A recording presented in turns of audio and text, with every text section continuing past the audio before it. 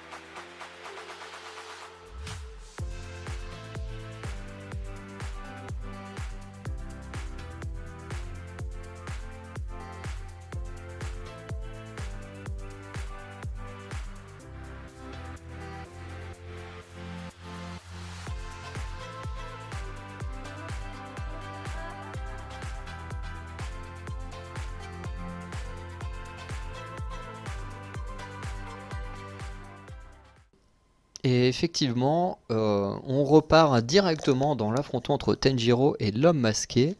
Ce dernier va entraîner Tenjiro. Donc Tenjiro qui au début va lui dire oui mais je veux pas te faire du mal, t'as un sabre en bois, machin. Bon, ça n'empêche pas qu'il va se faire rétamer à chaque fois. L'autre il se fout même de sa gueule en mode de toute façon t'as pas le niveau pour me faire du mal. Euh, et comme je disais, il va également se montrer très dur, comme le maître se montrait très dur envers Tenjiro, beaucoup le rabaisser, voilà, et il est toujours en mode oui, tu n'es pas un homme, tu sais pas faire ça. Enfin, j'ai un peu de mal avec ce genre de propos. J'en ai parlé dans une des vidéos de The Boxer, je ne sais plus laquelle. Bref, si vous allez la voir, vous verrez ce que je disais dedans, mais tout ça est plus ou moins lié avec la culture qui est très différente de la nôtre. Voilà, c'est pas trop, c'est un peu dérangeant, mais en soi je le comprends puisque voilà, la culture est différente de la nôtre. Euh, et du coup, pardon, voilà, et en fait l'homme masqué va aussi beaucoup s'en prendre à Tenjiro en lui faisant comprendre qu'il ne comprend rien pour l'instant à la technique secrète du maître et qu'il va falloir qu'il l'apprenne pour vraiment s'améliorer et devenir un pourfendeur de démons. Du coup, bah, comme je disais, Tenjiro, il se prend une bonne raclée, et quand il se réveille, il se retrouve auprès d'une fille qu'il trouve plutôt jolie. C'est un peu dommage qu'on va prendre plus tard, mais il la trouve plutôt jolie. Et, euh, et du coup, il raconte du coup à cette fille qu'il veut devenir aussi fort que l'homme masqué. Et du coup, ça devient une sorte d'objectif de devenir aussi fort que lui. Et au final, à ce moment-là, on apprend que du coup, la fille se nomme Makomo et que l'homme masqué se nomme Sabito. Et du coup, on apprend également que les masques de Makomo et Sabito proviennent de Sakonji, que eux ils adorent énormément et que c'est également Sakonji qui fabrique les masques. Et du coup, Makomo va également expliquer plus en détail, être une conversation, comment maîtriser le souffle de concentration absolue. Donc, comme je disais, contrôler son cardio, son souffle, pour mieux combattre. Chose que, heureusement, le héros réussira à faire à un moment donné. Du coup, ben, Tenjiro va s'entraîner à nouveau pendant 6 mois, pendant 6 longs mois, toujours en affrontant Sabito tous les jours. Il perdra tous les jours, jusqu'à ce que Sabito un jour arrive avec un vrai sabre, ce qui devient plus menaçant. Euh, on remarque effectivement que Tenjiro a beaucoup changé, surtout dans son regard. C'est plus le petit faiblard du début. On sent que là, il est déterminé et il y a vraiment quelque chose qui a changé en lui et c'est vachement intéressant. Et du coup, Tenjiro réussira enfin à battre Sabito en découpant son masque en deux. Du coup, on va découvrir le visage de Sabito. Mais en fait, au moment où Tenjiro réussit à faire ça, Sabito et Makomo disparaissent et on se rend compte que Tenjiro a réussi à découper le fameux rocher. Voilà, et là ça amène quelques questions. Donc avant de se poser des questions, on va avoir les réponses aux questions qu'on a pu avoir par rapport au chapitre précédent.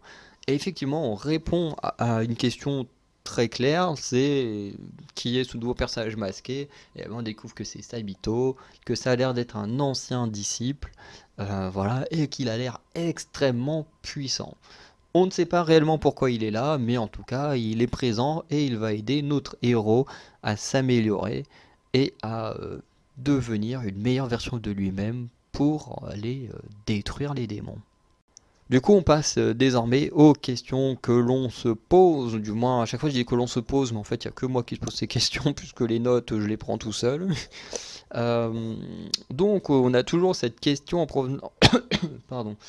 En provenance du chapitre 1, qui est peut-on faire devenir un démon humain? En provenance du chapitre 2, on a toujours cette question de tous les démons sont-ils aussi coriaces ou pas? Voilà. En fonction du chapitre 3, on a toujours deux questions. Pourquoi Tenjiro et Sakonji ont-ils un flair aussi développé? Et qui est le démon qui a tué la famille de Tenjiro et Nezuko?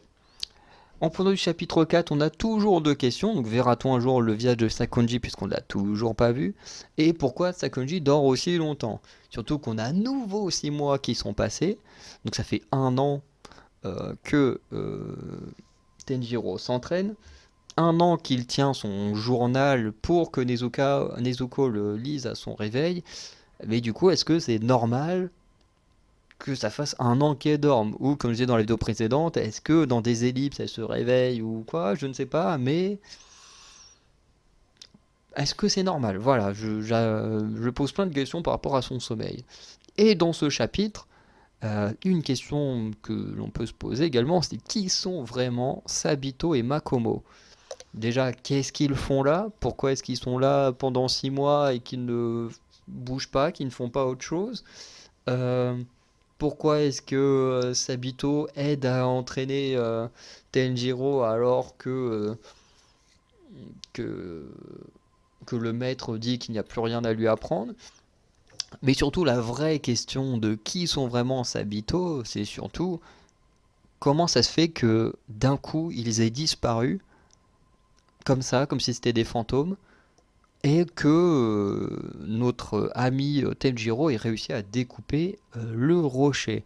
Et c'est vrai que la question de qui sont vraiment Sabito et Makomo, surtout sur ce cas-là de pourquoi ils ont disparu d'un coup. Donc on va maintenant passer à... Pardon.